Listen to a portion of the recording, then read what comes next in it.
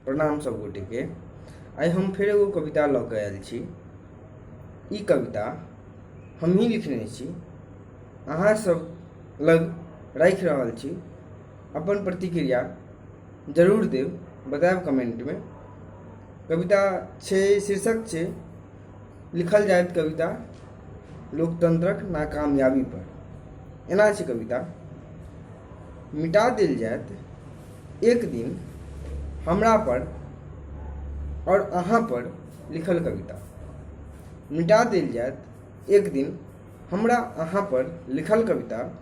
लिखल जायत कविता ओहि मनुख पर, लिखल जायत कविता ओहि मनुख पर जे पसीना के बुझैत हेता अपन गहना, जे पसीना के बुझैत हेता अपन गहना।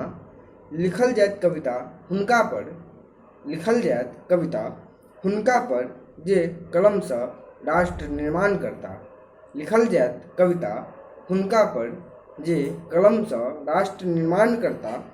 लिखल जायत कविता किसानक आत्महत्या पर, लिखल जायत कविता किसानक आत्महत्या पर, और लिखल जायत कविता लोकतंत्रक नाकामयाबी पर, और लिखल जायत कविता लोकतंत्रक नाकामयाबी पर।